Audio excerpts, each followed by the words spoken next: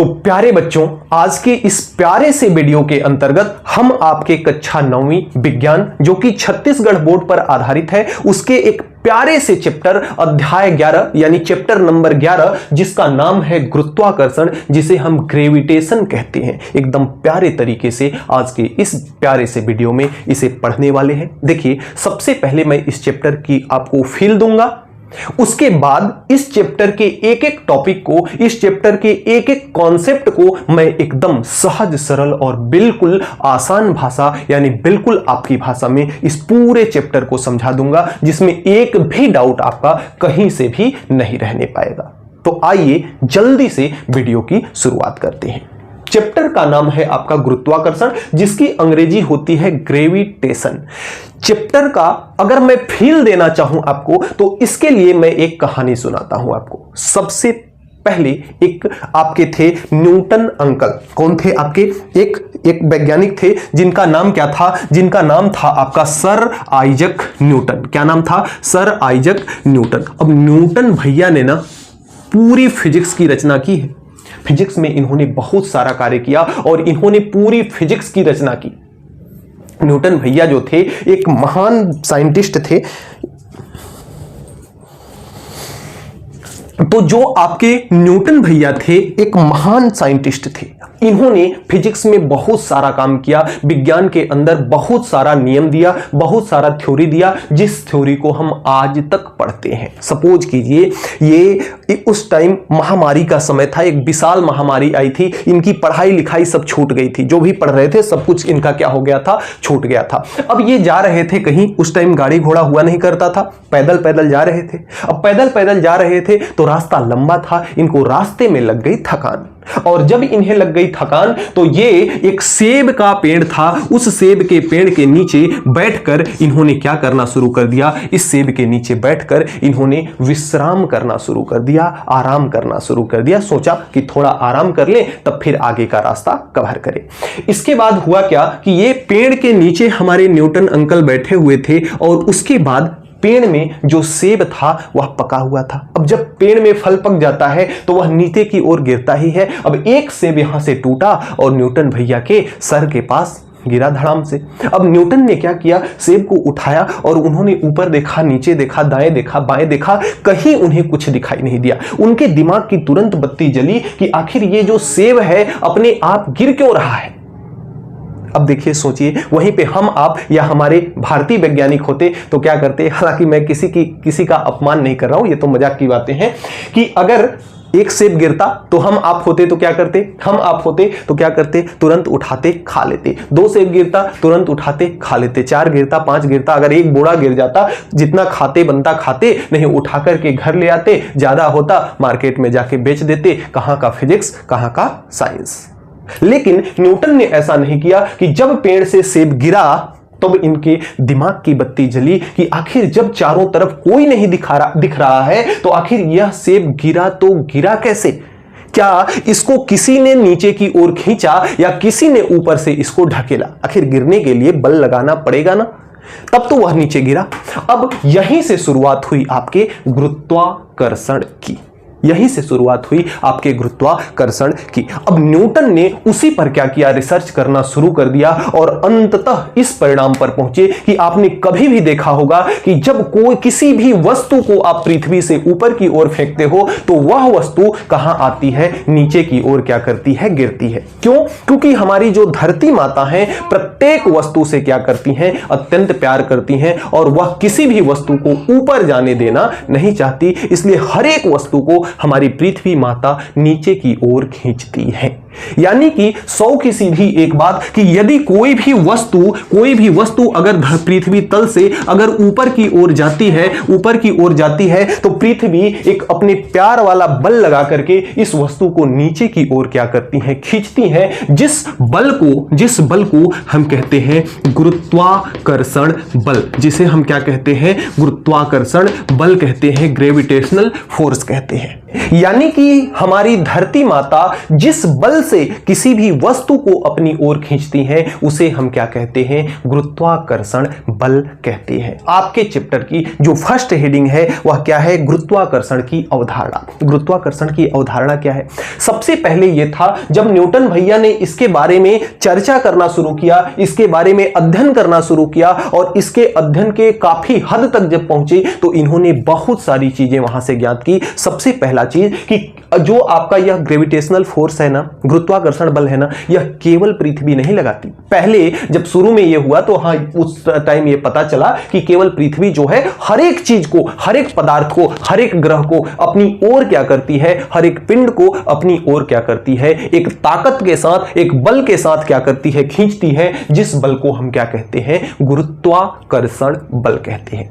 अब देखिए, जब इसके बारे में काफी सारा अध्ययन हुआ तब जाकर के सबसे पहले ये काफी सारे इसके बीच में वैज्ञानिक भी आए और बहुत सारी धीरे धीरे थ्योरियां आई और धीरे धीरे कि सूर्य की गति कैसे है, पृथ्वी की गति कैसे है, अन्य ग्रहों की गति कैसे है। फिर आगे जाकर के इसका जब अध्ययन हुआ तो यह पता चला कि यह गुरुत्वाकर्षण बल केवल पृथ्वी के पास ही नहीं है बल्कि संसार के प्रत्येक वस्तु जिसका कुछ न कुछ द्रव्यमान हो उसके हर एक वस्तु के पास होता है। जैसे अगर एक कोई भी m द्रव्यमान की वस्तु है, अगर दूसरी अगर m1 द्रव्यमान की वस्तु उसके पास रख दिया जाए तो यह इस वस्तु को अपनी ओर क्या करेगा, खींचेगा और यह अपनी ओर क्या करेगा, खींचेगा। यानी हर एक वस्तु जिसका कुछ न कुछ क्या हो, द्रव्यमान हो, वह हर दूसरे द्रव्यमान को अपनी ओर क्या करता है, आकर्षित करता है। तो अगर हम गुरुत्वाकर्षण बल की डिफिनेशन यानी कि अगर इसकी परिभाषा बताएं, देखिए इसका नोट्स जो है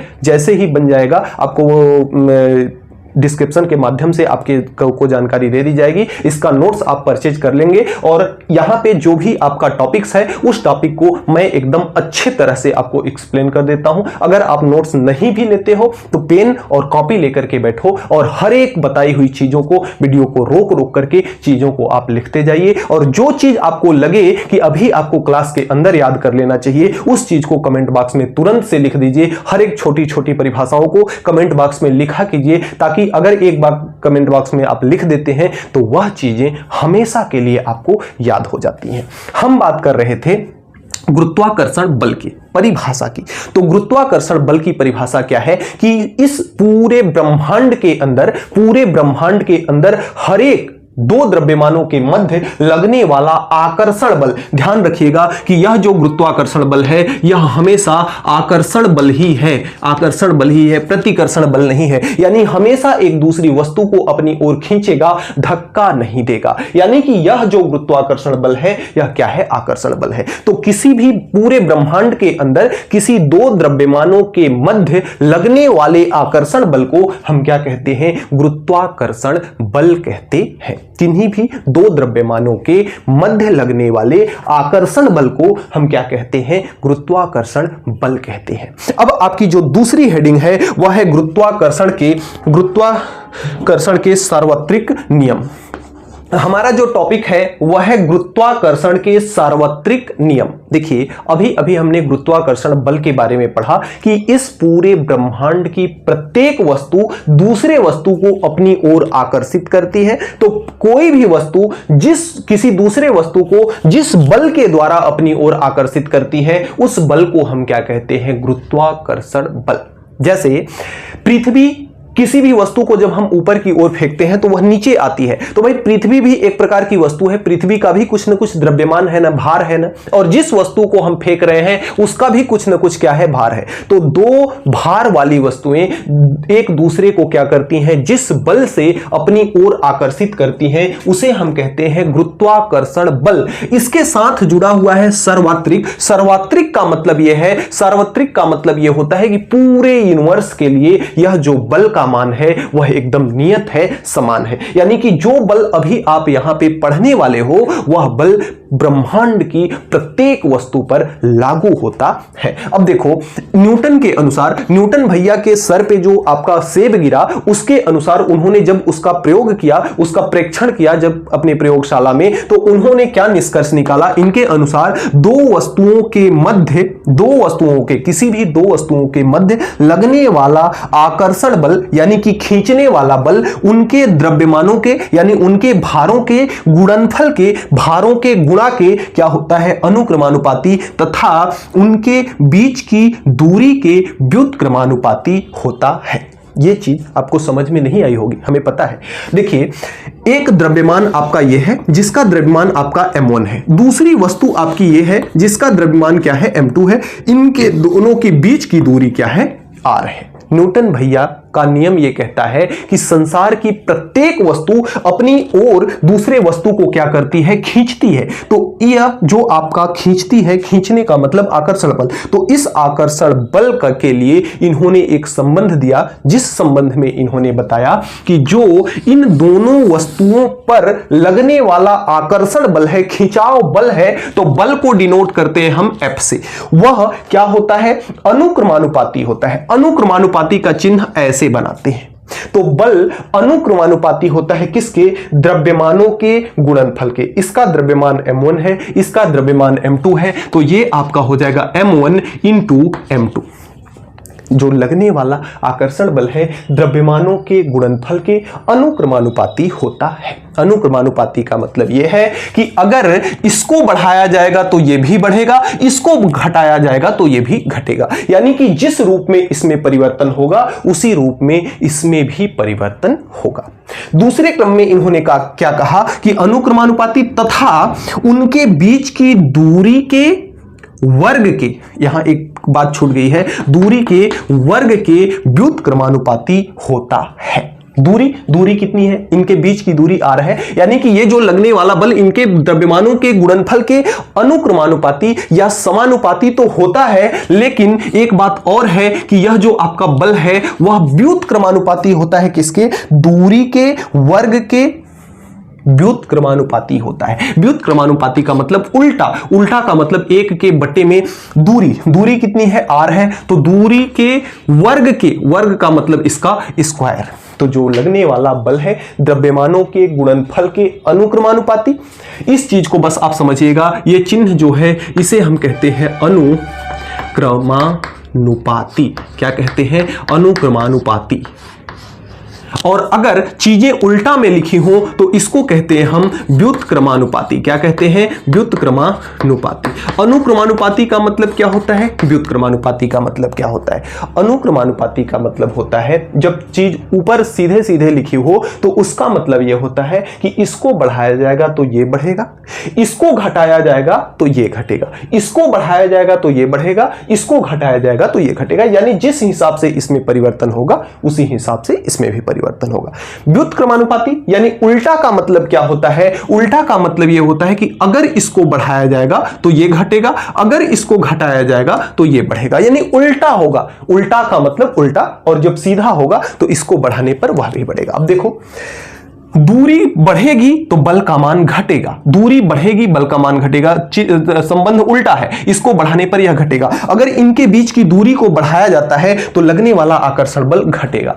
अब अगर इसको हम नाम दे दें समीकरण नंबर 1, इसको नाम दे दें समीकरण नंबर 2, तो यहां लिखे हम समीकरण 1 व 2 से, समीकरण 1 व 2 से। समीकरण 1 व 2 से क्या देखने को मिल रहा है? इधर देखो दोनों की तरफ क्या है? F है, तो दोनों की तरफ अगर F है तो इधर की चीजें क्या होंगी? आपस में बराबर होंगी। तो F, यह चिन्ह इसमें भी सेम है, तो चिन्ह हमने सेम लगा दिया। इसमें ऊपर लिखा हुआ है m1 m2 और नीचे में क्या लिखा हुआ है? नीचे में लिखा हुआ है r का स्क्वायर। एक बात याद रखिएगा कि जब ये वाला भाई साहब हटते हैं ना तो एक चिन्ह आता है, एक नियतांक आता है, एक नियत वैल्यू आती है। तो इस चिन्ह को हटा करके जब हम इक्वल टू लगाएंगे तो एक नियतांक आएगा g, तो ये हो जाएगा m1 m2 बटे क्या हो जाएगा? आपका r का स्क्वायर। यही आपके आकर्षण बल यानी गुरुत्वाकर्षण बल का फार्मूला है। यह जो F है वही आपका कौन सा बल है? गुरुत्वाकर्षण।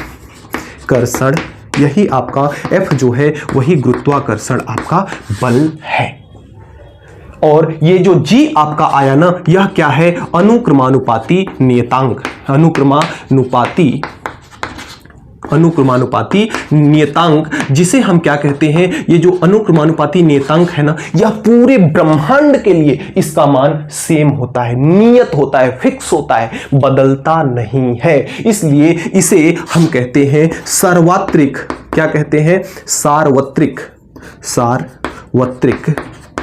सार्वत्रिक गुरुत्वाकर्षण पूरा समझ लेना, गुरुत्वाकर्षण नियतांक, सार्वत्रिक गुरुत्वाकर्षण नियतांक हम क्या कहते हैं, जी को कहते हैं। अब इसका मान फिक्स होता है, तो फिक्स होता है तो आखिर इसका मान कितना होता है, यह आपको याद रखना पड़ेगा, क्योंकि जब आप सवाल लगाओगे, न्यूमेरिकल लगाओगे, तो इसकी वैल्यू आपको आनी चाहिए, इसकी वैल्यू आपको आनी चाहिए। तो सबसे पहले अगर हम इस सूत्र में, यह सूत्र क्या है, F बराबर G m1 m2 बटे R का स्क्वायर, अगर यहां से G का मान ज्ञात करें तो G बराबर क्या हो जाएगा, G को छोड़ करके बाकी ये सारे को क्या करना है, उठा करके बॉर्डर के इस पार लाना है, मध्य प्रदेश से छत्तीसगढ़ में लाना है। तो जब मध्य प्रदेश से छत्तीसगढ़ आएगा ना, तो ऊपर वाला नीचे और नीचे वाला ऊपर हो जाएगा, तो R स्क्वायर नीचे है तो ऊपर यानी F के पास चला जाएगा, तो F इंटू R का स्क्वायर, और ऊपर वाला नीचे हो जाएगा, तो ये हो जाएगा m1 इंटू m2। अगर G का हम ज्ञात करें मात्रक,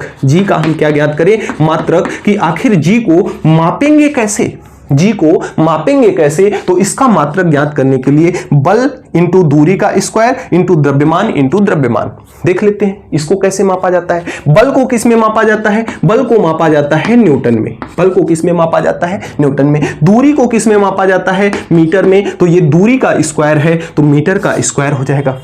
यह क्या है, द्रव्यमान। भार को किस में मापा जाता है, किलोग्राम में, तो यह क्या हो जाएगा आपका किलोग्राम, यानी किग्रा इंटू क्या हो जाएगा, यह किग्रा।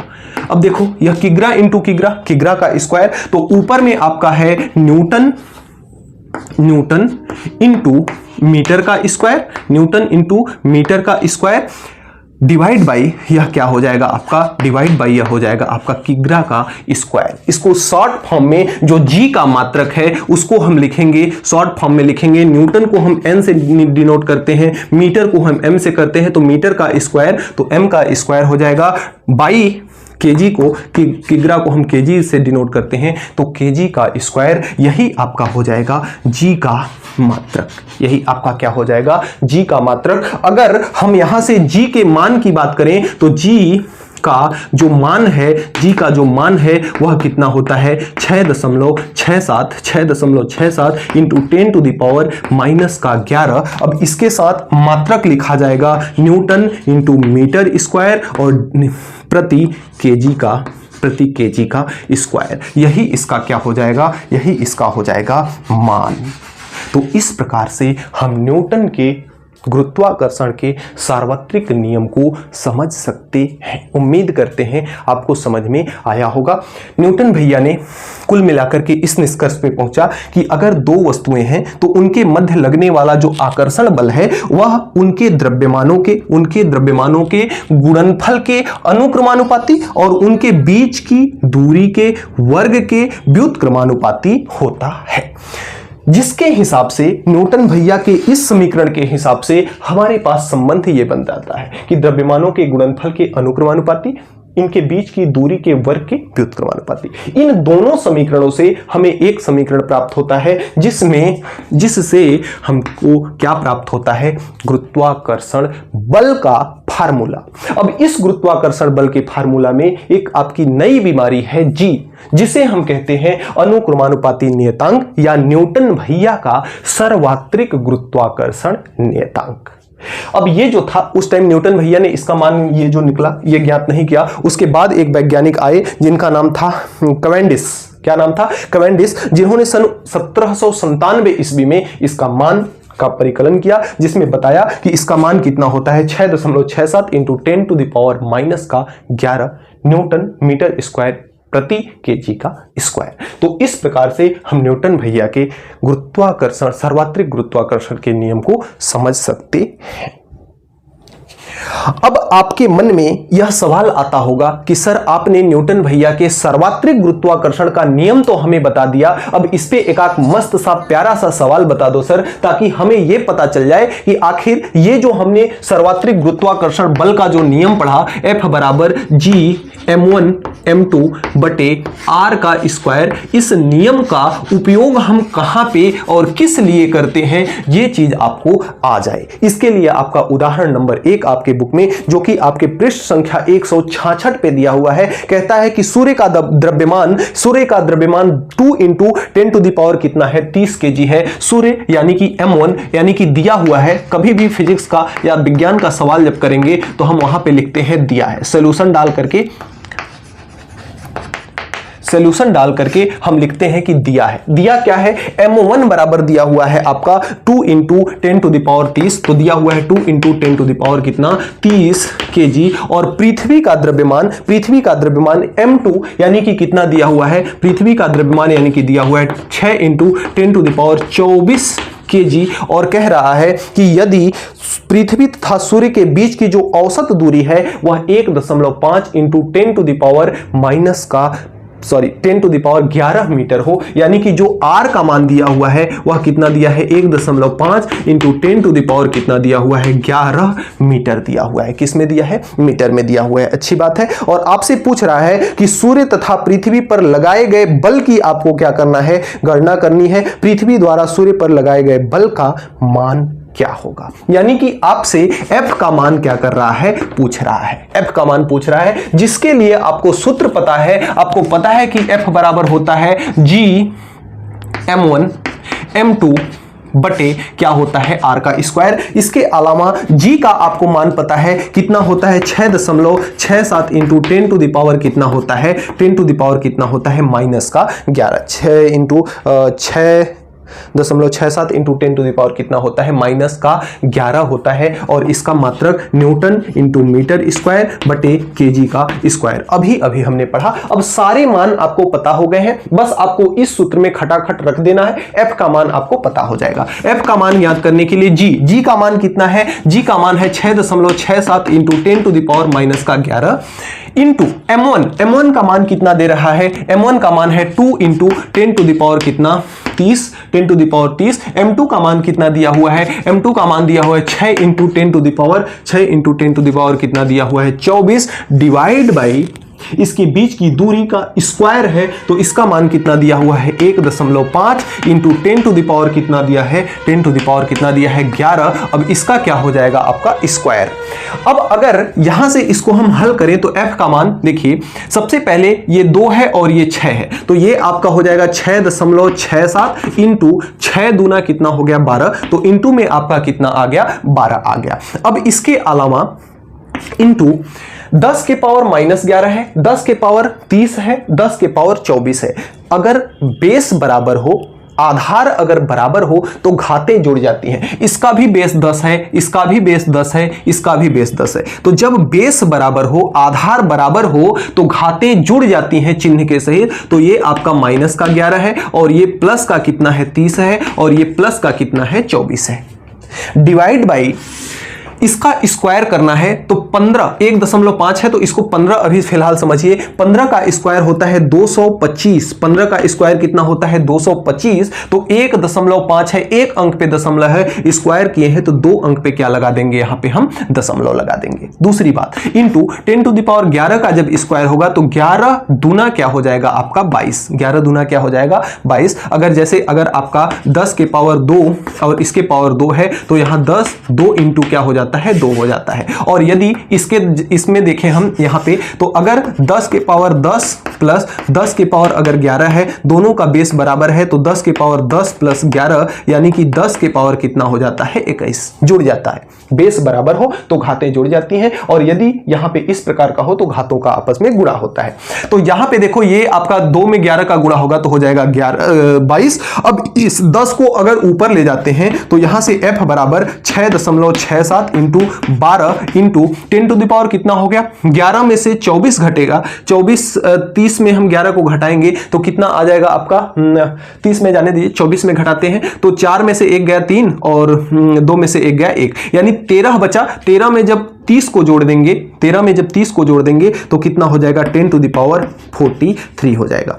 और डिवाइड बाई यहाँ पे बचेगा 2.25 और यह 10 के घात जब 22 ऊपर जाएगा तो यह इंटू में हो जाएगा 10 के घात प्लस का 22 ऊपर जाके माइनस का क्या हो जाएगा 22। कभी भी घातों को जब ऊपर से नीचे ले जाते हैं तो घातें अगर माइनस में है तो प्लस में है तो माइनस में, नीचे से जब ऊपर ले जाते हैं तो प्लस में है तो माइनस में होता तो किस में हो जाता प्लस में।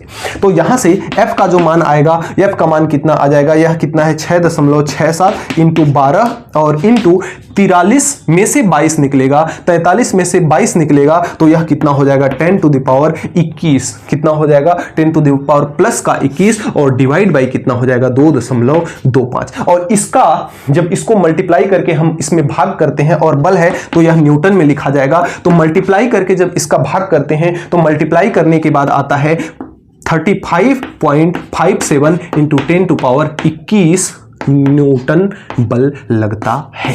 यही आपका हो जाएगा आंसर। यानी कि पृथ्वी सूर्य को इतने न्यूटन की ताकत के साथ क्या कर रही है, खींच रही है, और सूर्य पृथ्वी को इतने ही न्यूटन ताकत के साथ अपनी ओर क्या कर रहा है, खींच रहा है। तो इस प्रकार इस प्यारे प्यारे सूत्र के द्वारा प्यारे प्यारे सवालों को हल कर सकते हैं। हमारा जो अगला टॉपिक है वह है गुरुत्वीय त्वरण। देखिए पिछले चैप्टर्स में हमने त्वरण के बारे में आपको बताया था कि जैसे यदि अभी मान लीजिए हमारी स्पीड 5 मीटर प्रति सेकंड है, अगले सेकंड में 10 मीटर प्रति सेकंड हो जा रही है, उसके अगले सेकंड में जैसे हमारी स्पीड निरंतर बढ़ रही है, 5 से अगर 10, 10 से 15, 15 से कितना हो जा रही है 20, तो यहां से यहां तक जाने में हर एक सेकंड में हमारा स्पीड 5 मीटर प्रति सेकंड का क्या हो रहा है, बढ़ रहा है। यहां से यहां गए तो भी कितना बढ़ा, 5 मीटर प्रति सेकंड, यहां से यहां गए तो भी कितना बढ़ा, 5 मीटर प्रति सेकंड।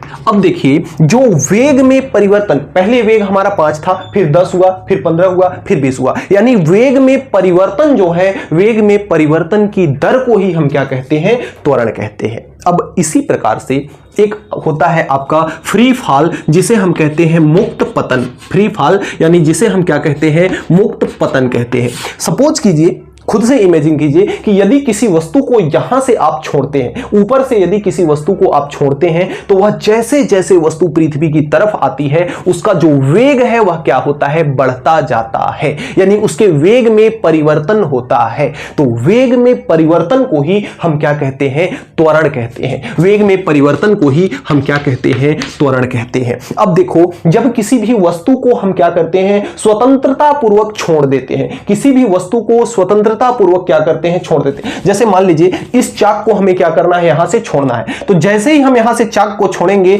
इसमें अभी चाक का वेग कितना है, 0, 0 से यह क्या करता है, जैसे ही छोड़े हमने, इसका वेग धीरे धीरे बढ़ता बढ़ता बढ़ता बढ़ता आया और बढ़ता गया और पृथ्वी पर जाकर के फिर से कितना हो गया, 0 हो गया। यानी कि जब इसको छोड़ा गया तो भी इसके वेग में क्या हुआ, परिवर्तन। तो जब किसी भी वस्तु का मुक्त पतन होता है, अब ये मुक्त पतन कौन सी बीमारी है, किसी भी वस्तु को अगर हम ऊपर से नीचे की ओर छोड़ते हैं, उस पर किसी भी प्रकार का बल न लगे, वह केवल व केवल पृथ्वी के गुरुत्वाकर्षण बल के प्रभाव में गति करे, तो उस वस्तु को हम क्या कहते हैं, मुक्त पतन कहते हैं। उस वस्तु को हम क्या कहते हैं, मुक्त पतन कहते हैं। तो जब किसी वस्तु को छोड़ा जाता है, ऊपर से छोड़ा जाता है और वह वस्तु केवल व केवल पृथ्वी के गुरुत्वाकर्षण बल के अधीन गति करती है, गुरुत्वाकर्षण प्रभाव में गति करती है, तो उस वस्तु का जो त्वरण होता है, उस त्वरण को हम गुरुत्वीय त्वरण कहते हैं। और गुरुत्वीय त्वरण को हम स्मॉल g से डिनोट करते हैं। फिर से एक बार, किसी भी वस्तु को जब हम केवल गुरुत्व, कोई दूसरा बल उस पर कार्य न करे, केवल पृथ्वी माता का प्यार वाला बल उस वस्तु को खींचे, तो उस वस्तु को हम कहते हैं मुक्त पतन। तो मुक्त पतन करती हुई किसी वस्तु का त्वरण, वेग निरंतर क्या होता है, बढ़ता जाता है। तो जब कोई वस्तु केवल व केवल पृथ्वी की गुरुत्वीय त्वरण के अधीन आकर के गति करती है, तो उसके वेग में जो परिवर्तन होता है उसे हम क्या कहते हैं, त्वरण कहते हैं। एक बार कमेंट बॉक्स में सभी बच्चे लिखेंगे कि कोई भी वस्तु जब पृथ्वी के गुरुत्वाकर्षण बल के अधीन गति करती है, तो उस वस्तु का त्वरण क्या कहलाता है, गुरुत्वीय त्वरण कहलाता है, जिसे हम किससे डिनोट करते हैं, g से डिनोट करते हैं।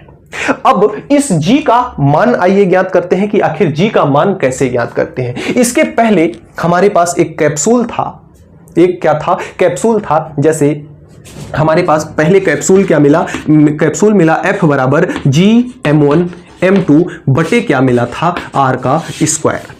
Gm1 M2 बटे क्या मिला था, R का स्क्वायर। अब यह आपका एक कैप्सूल है। जैसे डॉक्टर के पास दवाई होती है ना, उस दवाई का उपयोग करके आपको जैसे बुखार आया, बुखार की एक दवाई होती है, चाहे जितने लोगों को बुखार आ जाए उस कैप्सूल को खिला देता है और उसका बुखार क्या हो जाता है, ठीक हो जाता है। उसी प्रकार से न्यूटन भैया ने हमें एक कैप्सूल दे दिया कि जहां कहीं भी गुरुत्वाकर्षण बल की बात आएगी तुरंत से यह कैप्सूल खिला देना, आपकी सारी बीमारी क्या हो जाएगी, दूर हो जाएगी। तो वस्तु को जब हमने छोड़ा तो पृथ्वी उसको क्या कर रही है, खींच रही है, यानी उस पर गुरुत्वाकर्षण बल लग रहा है। तो अगर हम बात करें गुरुत्वाकर्षण बल की तो F बराबर कितना होता है, F बराबर होता है Gm1 M2 बटे क्या होता है आपका, Gm1 M2 बटे R का स्क्वायर। अब अगर आपकी यहां पृथ्वी माता की बात की जाएगी तो जो पृथ्वी का द्रव्यमान होता है, मास ऑफ अर्थ, यानी उसे हम me से डिनोट करते हैं। तो यह आपकी पृथ्वी माता, जब कोई वस्तु यहां ऊपर है वह नीचे की ओर मुक्त पतन की अवस्था में गिरेगी,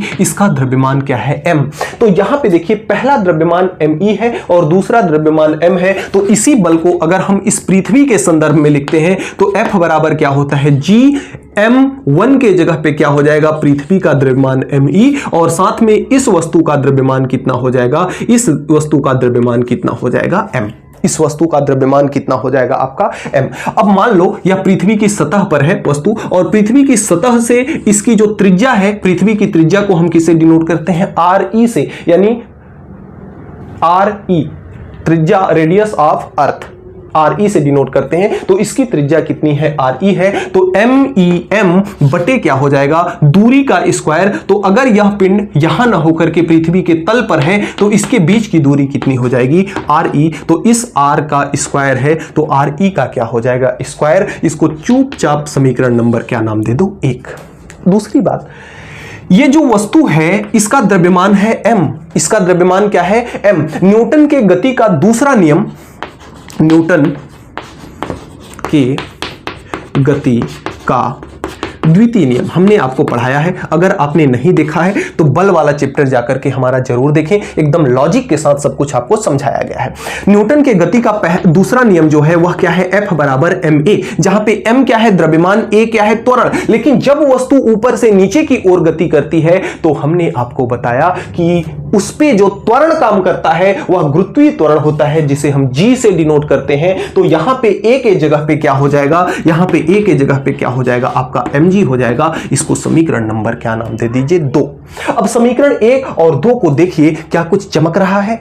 यहां पे भी देखिए F बराबर इतना है, यहां पे भी F बराबर इतना है, यानी F का मान यह भी है, F का मान यह भी है। यानी अगर लेफ्ट हैंड साइड इसके बराबर है तो राइट हैंड साइड भी आपस में क्या होंगे, बराबर होंगे। तो यहां से हम लिखेंगे समीकरण 1 व 2 से। तो लेफ्ट हैंड साइड अगर इन दोनों के बराबर है तो राइट हैंड साइड भी क्या होंगे, बराबर होंगे। तो इधर आपका है mg बराबर होगा किसके, mg बराबर होगा Gme m बटे किसका, re का स्क्वायर। इस m से आपका ये m कट जाएगा, बर्बाद हो जाएगा, क्योंकि यह m को जब इधर ले आएंगे छत्तीसगढ़ में MP से तो यह कहां ऊपर है तो कहां आ जाएगा, नीचे, और नीचे से ऊपर क्या हो जाएगा, कट जाएगा। तो यहां से जो g का मान निकल के आया वह कितना है, Gme बटे re का स्क्वायर। यही आपका गुरुत्वीय त्वरण का फार्मूला है। अब इसमें मान सबका पता है, ये मत कहिएगा कि मान हमको पता नहीं है। जी का मान आपका होता है, जी का मान होता है आपका 6.67 into 10 to the power minus का 11 न्यूटन मीटर स्क्वायर बटे केजी का स्क्वायर। जी का मान होता है। पृथ्वी का द्रव्यमान, पृथ्वी का जो द्रव्यमान me होता है, पृथ्वी का जो भार होता है वह कितना होता है, 6 into 10 to the power 24 kg, याद रखिएगा। और जो पृथ्वी की त्रिज्या होती है, जो पृथ्वी की त्रिज्या re होती है वह कितनी होती है, 6400 किलोग्राम। सॉरी 6400 किलोमीटर, पृथ्वी की जो त्रिज्या होती है 6400 किलोमीटर होती है। जब इन तीनों मानों को इस समीकरण में रख दिया जाएगा तो जो जी का मान आता है वह 9.81 मीटर प्रति सेकेंड आता है। इसलिए आपको पढ़ाया जाता है कि जो जी का गुरुत्वीय त्वरण जी का मान होता है वह 9.8 होता है। अब आपने देख लिया कि यह 9.8 जो गुरुत्वीय त्वरण जी का मान होता है वह एक्चुअल में आया कहां से। तो ये रही आपके गुरुत्वीय त्वरण की कहानी। इसमें हमने क्या किया, जैसा कि हमने आपको परिभाषा बताया कि जब कोई वस्तु मुक्त अवस्था में पृथ्वी तल पर क्या करती है, गिरती है, तो उसका जो त्वरण होता है उसे हम गुरुत्वीय त्वरण कहते हैं। अब न्यूटन भैया ने हमारे पास दो कैप्सूल दिए, कैप्सूल तो कई दिए, एक कैप्सूल जिसमें से इनका ये है और दूसरा कैप्सूल इनका ये है। दोनों कैप्सूल को में अगर देखें तो दोनों कैप्सूल बुखार के ही हैं, दोनों कैप्सूल बुखार के ही हैं, यानी कि यह भी बुखार का कैप्सूल है और यह भी क्या है, बुखार का कैप्सूल है। तो जब दोनों का बुखार का कैप्सूल है तो चाहे इस कैप्सूल को दे चाहे इस कैप्सूल को दे, दोनों का मतलब बराबर है, दोनों का मतलब बराबर है। चाहे इस बुखार के कैप्सूल को दे चाहे इस बुखार के कैप्सूल को दे, दोनों का मतलब क्या है, बराबर है। तो जब बराबर है तो जो कट पिट रहा है उसको काट दे रहे हैं, जो बच रहा है वही आपके जी का क्या हो जाता है, मान हो जाता है। तो इस प्रकार से जी का जो मान होता है वह 9.8 मीटर प्रति सेकेंड स्क्वायर होता है। इस चीज को आप भली भांति याद रखेंगे। तो आपने समझा गुरुत्वीय त्वरण को कि जब कोई वस्तु मुक्त अवस्था में गिरती है तो उस पर जो त्वरण काम करता है उसे हम जी से डिनोट करते हैं। पहली बात, अगर आपने मेरी बातों को गौर किया होगा तो मैंने आपको बताया था कि जब किसी वस्तु को हम ऊपर से छोड़ते हैं तो उसका वेग निरंतर बढ़ता जाता है। तो अगर वेग निरंतर बढ़ता जाएगा तो वेग में परिवर्तन भी बढ़ता जाएगा, जिससे जी का मान हमेशा धनात्मक आएगा। दूसरे क्रम में अगर मान लेते हैं जैसे इस चाक को हम ऊपर की ओर फेंकते हैं तो यह चाक देखिए ऊपर जब जाता है, यहां से इसको जब हमने फेंका तो धीरे धीरे धीरे धीरे इसकी स्पीड घट रही है। जब यह चाक ऊपर से नीचे की ओर, नीचे से ऊपर की ओर जा रहा है तो इसका स्पीड धीरे धीरे घट रही है और अंतिम में यहां पे जाकर जीरो हो जा रही है स्पीड। फिर से यह चाक नीचे की ओर क्या कर रहा है, आते जा रहा है। तो जब कोई वस्तु नीचे से ऊपर जा रही है तो उसका वेग घट रहा है, और जब वेग घटता है तो वहां त्वरण नहीं मंदन होता है, यानी कि त्वरण जो है ऋणात्मक होता है, तो जी का मान ऋणात्मक होगा। और यदि कोई वस्तु ऊपर से नीचे आ रही है, यदि कोई वस्तु ऊपर से नीचे आ रही है तो वहां वेग उसका बढ़ता जा रहा है, जिससे उसके जी का मान क्या होगा, धनात्मक होगा। पहली बात। दूसरी बात हमने बताया कि जो आपका त्वरण है अगर गुरुत्वीय त्वरण के प्रभाव में गति करता है तो वह वस्तु का त्वरण गुरुत्वीय त्वरण कहलाता है, पहली बात। और अगर हम न्यूटन भैया की बात करें तो न्यूटन भैया ने हमें कुल 3 समीकरण दिए थे। अगर आपको चैप्टर नंबर 4 या 5 में जो भी रहा हो, अगर आपको याद हो तो पहला समीकरण आपका था v बराबर u प्लस एटी, v बराबर u प्लस एटी, और दूसरा समीकरण था s बराबर ut प्लस हाफ एटी का स्क्वायर, और तीसरा समीकरण आपको याद हो तो था v स्क्वायर बराबर u स्क्वायर प्लस 2as। कितने कितने बच्चों को याद था ये समीकरण? जिन बच्चों को न्यूटन भैया की ये तीनों समीकरण याद होंगे कमेंट बॉक्स में कमेंट करके हमें बताएंगे कि हां सर हमें याद था। अब इसके आधार पर अगर हम यहां पे ये क्या है, त्वरण है, v अंतिम वेग, u प्रारंभिक वेग, t समय, a क्या है, त्वरण, s क्या है, विस्थापन है, s क्या है, आपका विस्थापन है। तो यहां पे त्वरण आपका है a। हमने अगर बताया कि कोई वस्तु पृथ्वी तल से ऊपर जा रही हो या पृथ्वी तल के नीचे आ रही हो तो वहां पे त्वरण क्या हो जाता है, जी हो जाता है। तो अब हमारा जो टॉपिक है वह है गुरुत्वीय त्वरण में गति के समीकरण, यानी ये नॉर्मल त्वरण है, इस नॉर्मल त्वरण के जगह पर आपका क्या हो जाएगा, गुरुत्वीय त्वरण। तो इसके आधार पर सबसे पहला ऊपर जाने पर और दूसरा नीचे आने पर, ऊपर जाने पर और दूसरा नीचे आने पर। ऊपर जाने पर एक बात बस याद रखिएगा कि ऊपर जाने पर जी का मान निगेटिव और नीचे आने पर जी का मान पॉजिटिव अब अगर जब हम इसके ऊपर जाते हैं तो जी ए के जगह पे क्या रखा जाएगा, जी रखा जाएगा, और ऊपर जाने पे जी का मान क्या होता है, ऋणात्मक। तो यहां से भी बराबर आपका आएगा यू ऐसा का ऐसा रहेगा, ए के जगह पे क्या हो जाएगा जी, और कैसा जी, ऊपर जा रहा है इसलिए माइनस का जी, तो ये प्लस के जगह पे माइनस का क्या हो जाएगा, जी टी।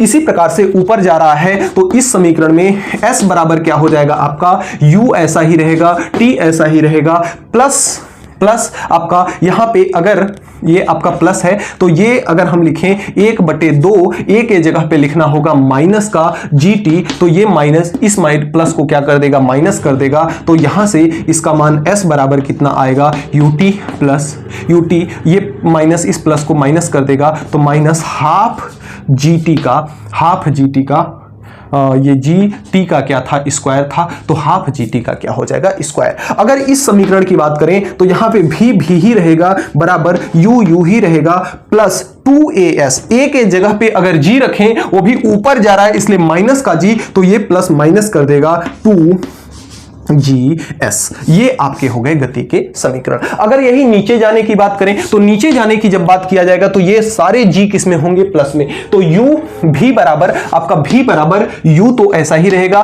प्लस ए के जगह पे प्लस का जी रहेगा इसलिए यह हो जाएगा आपका जीटी। अगर इस समीकरण की बात करें तो s बराबर u ऐसे ही रहेगा, t ऐसे ही रहेगा, प्लस ऐसे ही रहेगा 1/2 जी, ए के जगह पे क्या हो जाएगा आपका, ए के जगह पे जी हो जाएगा, तो जीटी का स्क्वायर। अगर इस समीकरण की बात करें तो इसमें आपका भी के जगह पे भी रहेगा बराबर u के जगह पे u रहेगा प्लस 2, ए के जगह पे जी हो जाएगा g इंटू एस। तो इस प्रकार से हम गुरुत्वीय त्वरण में गति के समीकरणों को लिख सकते हैं।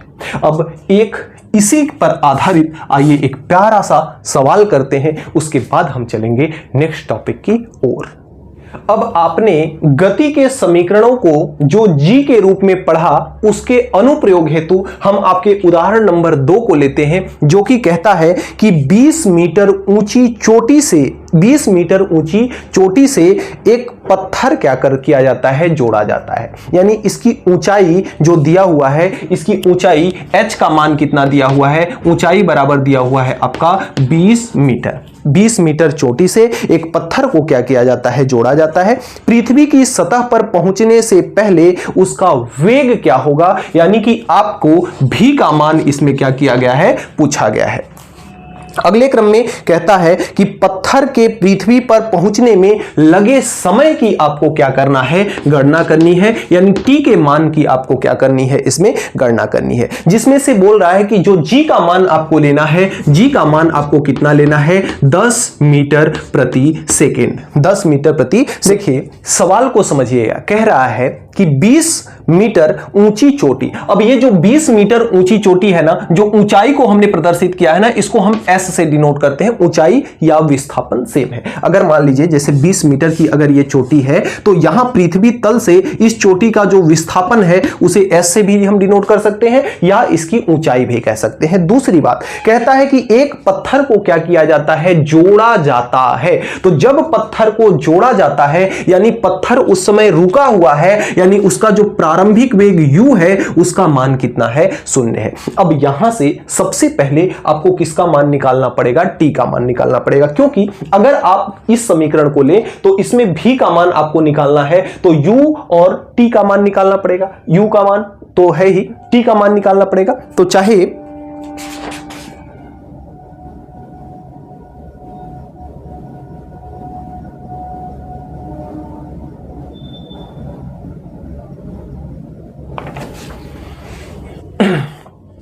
तो अब हमारे पास ये पैरामीटर दिए हुए हैं। अब इन पैरामीटर के हिसाब से हमें सबसे पहले भी का मान निकालना है। अब भी के मान को निकालने के लिए गति का पहला समीकरण लेंगे। तो पहला समीकरण यहां से हो जाएगा भी बराबर u प्लस कितना होता है 80। अब यहां से भी का मान कितना निकल के आएगा, u का मान कितना है आपका 0 है क्योंकि पत्थर रुका हुआ है, प्लस a का मान, a क्या है, सॉरी a नहीं, यहां पे g हो जाएगा, त्वरण हो जाएगा। तो g का मान कितना आपको दिया हुआ है, g का मान दिया हुआ है 10 और इनटू में कितना है आपका t। सॉरी टी का भी मान पता नहीं है ना, तो सबसे पहले हम गति का दूसरा समीकरण लगाएंगे, टी का मान ज्ञात करेंगे। तो गति का दूसरा समीकरण ये वाला, यस बराबर क्या है, एस बराबर है आपका यूटी प्लस हाफ एटी का हाफ जीटी का स्क्वायर है, हाफ जीटी का स्क्वायर है। सबसे पहले अगर इसको हम हल करें तो एस का मान कितना दिया हुआ है 20 मीटर, तो एस के जगह पे हम कितना रख देंगे 20, यू का मान 0 है तो 0 में टी का गुणा होगा तो यह कितना हो जाएगा आपका 0 प्लस हाफ जी का मान कितना है 10 और साथ में ये हो जाएगा आपका टी का स्क्वायर। अब ये देखिए इस 2 से यह 10 5 बार में कट जाएगा तो यहां से 20 बराबर किसके आ गया 5 इंटू टी का स्क्वायर, 5 इंटू टी का स्क्वायर। हमें तो टी चाहिए तो हम टी को इधर छोड़ करके 5 को इधर छत्तीसगढ़ में भेज देते हैं, तो ये आपका 20 है और 5 जब छत्तीसगढ़ में आएगा तो ऊपर से नीचे हो जाएगा, तो 5 एक कम 5, 5 चौक कितना हो गया 20। तो टी स्क्वायर की वैल्यू जब 4 आ गई तो टी बराबर स्क्वायर जब बॉर्डर के उस पार यानी मध्य प्रदेश में जाएगा तो वह अंडर रूट में हो जाएगा और अंडर रूट 4 की वैल्यू कितनी होती है 2 और समय का मात्रक क्या होता है सेकेंड, यानी टी का मान कितना आ गया, टी का मान आ गया 2 सेकेंड। अब हमें दूसरे क्रम में, ये तो हमने पहला ज्ञात कर लिया, पहला इसका हमें क्या ज्ञात करना था समय, तो पहला समय इसका हमें ज्ञात हो गया। अब दूसरे क्रम में हमें इसका वेग ज्ञात करना है, तो वेग ज्ञात करने के लिए हम इसका पहला समीकरण लगाएंगे जिसमें u का मान 0, g का मान 10 और t का मान अभी हमारे पास कितना निकल के आया 2, तो यहां से v बराबर हो जाएगा 0 में 10 जुड़ेगा तो 0 ही 10 ही होगा, 10 इंटू टी का मान कितना है 2, तो v बराबर आपका हो जाएगा 10 दूना के 20 मीटर प्रति सेकेंड। तो प्यारे प्यारे बच्चों इस प्रकार से प्यारे प्यारे सवालों को बिल्कुल आसानी पूर्वक आप हल कर सकते हो, बस आपको सूत्र याद होना चाहिए। सबसे पहले आप जो दिया गया है उस पैरामीटर को लिखोगे कि क्या क्या दिया गया है और इस पर आधारित आपके पास सूत्र कौन कौन सा है। जैसे हमने यहां पे पहला समीकरण अप्लाई किया तो यहां पे 2 चीजों का मान चाहिए था, एक v का मान एक t का मान, तो दोनों का मान ज्ञात नहीं हो सकता, तो सबसे पहले हम गति का दूसरा समीकरण लगा लिए जिससे हमें t का मान पता चल गया और जब t का मान पता चल गया तो हम v का मान आसानी पूर्वक ज्ञात कर सकते हैं। तो इस प्रकार से प्यारे प्यारे सवालों को आप हल कर सकते हैं।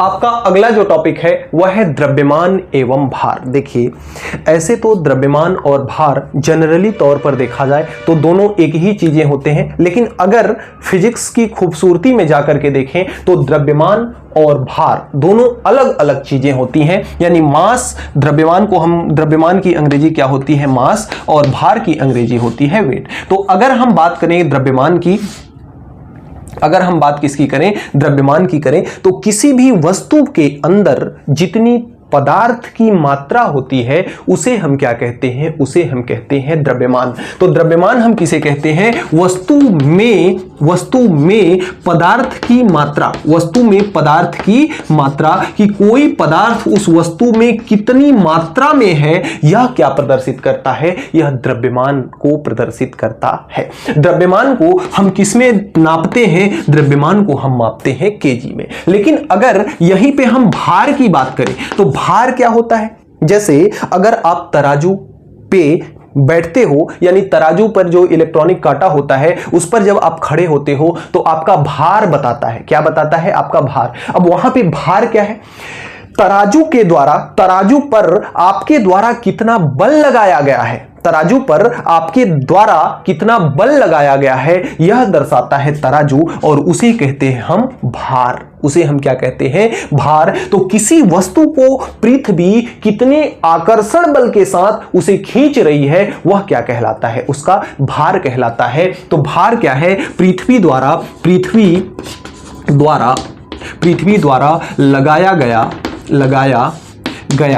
लगाया गया क्या आकर्षण बल, पृथ्वी द्वारा लगाया गया आकर्षण बल क्या कहलाता है, भार कहलाता है। जैसे अगर आपको पिछले चैप्टर्स का न्यूटन का अगर थर्ड लॉ पता हो, न्यूटन का अगर तीसरा नियम पता हो, तो तीसरा नियम यह कहता है कि हर एक क्रिया की एक प्रतिक्रिया होती है।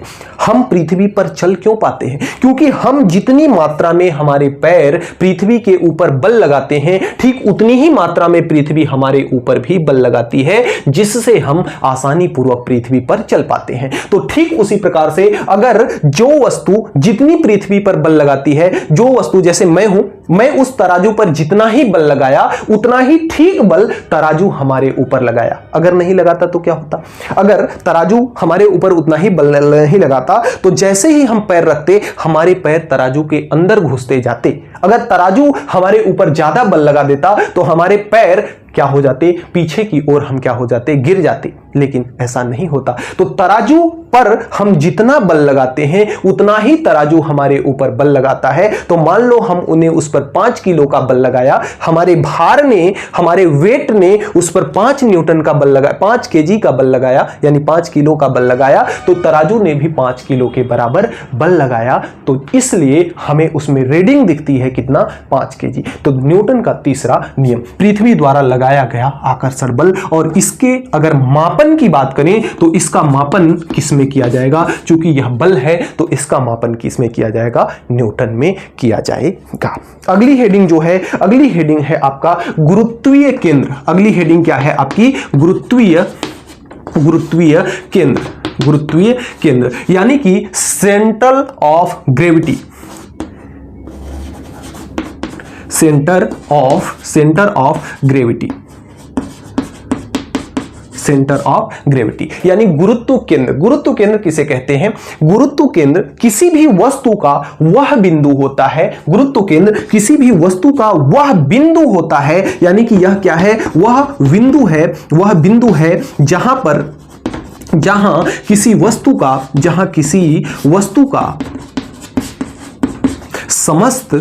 का समस्त भार केंद्रित माना जा सके। केंद्रित माना जा सके, जहां पे वस्तु का समस्त भार केंद्रित माना जा सके। समझाऊंगा अभी। जैसे यह मान लीजिए अगर डस्टर है तो इसका कुछ ना कुछ भार है। अब इस पूरे डस्टर के अंदर एक ऐसा बिंदु होगा जहां पर इस डस्टर का संपूर्ण भार केंद्रित होगा। जैसे देखिए, अगर मैं यहां पे अपनी उंगलियों को लगाता हूं तो यह डस्टर चुपचाप खड़ा रहता है। अगर मैं यहां पे उंगलियों को लगाता तो यह डस्टर गिर जाता। अगर मैं यहां पे उंगलियों को लगाता डस्टर गिर जाता, यहां उंगलियों को लगाता डस्टर गिर जाता। लेकिन इसमें एक बिंदु ऐसा है, इसमें एक बिंदु यहां पर ऐसा है जहां पर हमने उंगलियों को लगाया तो यह डस्टर गिर नहीं रहा है। यानी कि इसका यह जो बिंदु है, इसका वह बिंदु जिस पर इस डस्टर का संपूर्ण भार, चारों तरफ का भार केंद्रित माना जा। वास्तव में नहीं होता, इस फेर में मत पड़िएगा, वास्तव में नहीं होता। लेकिन वह बिंदु जिस पर इस डस्टर का संपूर्ण भार केंद्रित माना जा सके उसे हम क्या कहते हैं? उसे हम कहते हैं गुरुत्वीय केंद्र कहते हैं। उम्मीद करते हैं गुरुत्वीय केंद्र आपको अच्छे से समझ में आया होगा कि किसी भी पदार्थ, किसी भी वस्तु का वह बिंदु जिस पर संपूर्ण वस्तु का भार केंद्रित माना जा सके वह क्या कहलाएगा? इसका गुरुत्वीय केंद्र कहलाएगा। अब जो अगला आपका है गुरुत्वीय केंद्र ज्ञात करना। गुरुत्वीय केंद्र ज्ञात करना। देखिए, कभी आपने देखा होगा मेले में, झूले में, कहीं भी आपने देखा होगा, सड़क चलते देखा होगा कि दो इस प्रकार से डंडा लगा लेते हैं, उस डंडे पे रस्सी बांध लेते हैं और एक लड़का उस रस्सी पर, छोटा सा बच्चा चलता है। तो वह कैसे चल पाता है? देखे होंगे कि आप, वह अपनी हाथों को इस प्रकार से फैलाए रहता है। अब वह जब अपनी हाथों को फैला लेगा तो उसके पैरों के बीचों बीच जो होगा वह उसका क्या हो जाएगा? द्रव्यमान केंद्र हो जाएगा। यानी उस रस्सी पर, उस पैरों के बीच में उस बच्चे का संपूर्ण भार केंद्रित माना जा सकेगा और वह बच्चा गिरेगा नहीं। ठीक उसी प्रकार से जिस प्रकार से इसके इस बिंदु पर इसका संपूर्ण भार केंद्रित था और यह डस्टर गिर नहीं रहा था। तो यही आपका लॉजिक है कि वह बच्चा क्या करता है? आसानी पूर्वक चल लेता है। अब बात यहां यह आती है कि जैसे किसी भी प्रकार का अगर कोई वस्तु है तो उसके गुरुत्वीय केंद्र को हम कैसे ज्ञात करें? इसके लिए एक मस्त सा उपाय है, बताते हैं। जैसे अगर मान लेते हैं कि यह आपकी क्या है? यह एक आपकी क्या है? वस्तु है। इसके गुरुत्वीय केंद्र को आपको ज्ञात करना है। एक रस्सी लीजिए और रस्सी के एक सिरे पर क्या कीजिए, पत्थर को बांध दीजिए। एक रस्सी लीजिए, रस्सी के एक सिरे पर पत्थर को बांध दीजिए। दूसरा काम क्या कीजिए, इसमें काम क्या कीजिए, दूसरा काम कीजिए कि इसमें 2-3 छेद इस प्रकार से क्या कर दीजिए, इस प्रकार से 2-3 छेद कर दीजिए। अब एक काम कीजिए, उसके बाद जो रस्सी आपने लिया और रस्सी के दूसरे सिरे पे जो आपने पत्थर को बांधा, उस रस्सी के पहले सिरे को इस बिंदु से बांध दीजिए। जब इस बिंदु से आप बांधेंगे तो वह रस्सी का सिरा इस प्रकार से पत्थर झूलता हुआ दिखाई देगा।